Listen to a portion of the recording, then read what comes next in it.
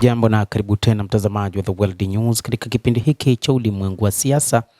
Naitwa Adam Hussein na moja kati ya yale tuliyokuwa nayo tunatazama vita kati ya Urusi na Ukraine, ambapo Urusi inadaiwa kufanya mashambulizi mazito huko nchini Ukraine kwa kutumia makombora pamoja na ndege zisizokuwa na rubani na kuharibu maeneo muhimu ya nchi hiyo ya Ukraine. Jeshi la anga la Ukraine limesema Urusi ilikuwa imerusha makombora 11 na drone 149 ikiwa ni pamoja na ndege za kivita aina ya Shahed zilizotengenezwa nchini Iran. Maafisa nchini Ukraine wamesema leo Jumanne kwamba mashambulizi ya drone na makombora ya Urusi nchini humo usiku wa kuamkia leo yamewaua watu wasiopungua 4. Waandishi wa habari wa AFP walikuwepo katika moja ya eneo la shambulizi katikati ya mji wa kusini wa Odessa.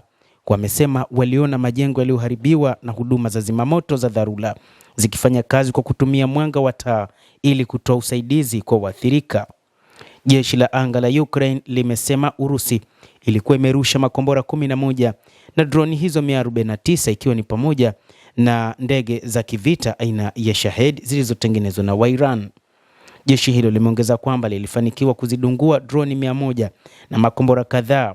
Vita hivyo kati ya Urusi na Ukraine venye karibu miaka 4 bado vimeendelea kuchukua sura mpya kila kukicha licha ya juhudi mbalimbali za kuvimaliza vita hivyo.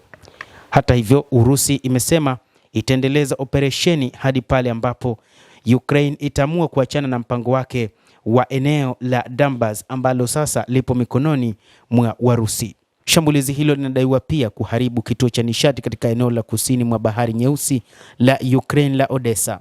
Kampuni ya umeme ya DTEK limesema siku ya leo Jumanne. Uharibifu ni mkubwa na matengenezo yatachukua muda mrefu kuhakikisha vifaa vinafanya kazi tena, DTEK ilisema kwenye programu ya ujumbe wa Telegram. Gavana wa mkoa wa Odessa Ole Kipa awali alisema baadhi ya makazi katika eneo hilo yameachwa bila umeme kwa kiasi fulani. Usiku adui alianzisha shambulizi lingine la kejeli dhidi ya miundombinu ya nishati ya Odessa. Kipa aliandika kwenye Telegram, miundombinu muhimu inaendesha jenereta na kazi inaendelea ya kurejesha usambazaji wa umeme. Moscow imeongeza mashambulizi yake kwenye gridi ya umeme ya Ukraine na miundombinu mingine ya nishati tangu mwezi Oktoba na kuacha mamilioni ya watu bila umeme, hali ya hewa ikiwa baridi. Mji wa Odessa na maeneo mengine yanayozungukwa yamekuwa yakilengwa mara kwa mara na mashambulizi makali ya Warusi. Hata hivyo, Urusi imesema kwamba ipo katika mbio za kutafuta namna ya kuweza kumaliza vita hivyo, isipokuwa inaamini kwamba ni Ukraine ambayo inachelewesha mpango huo.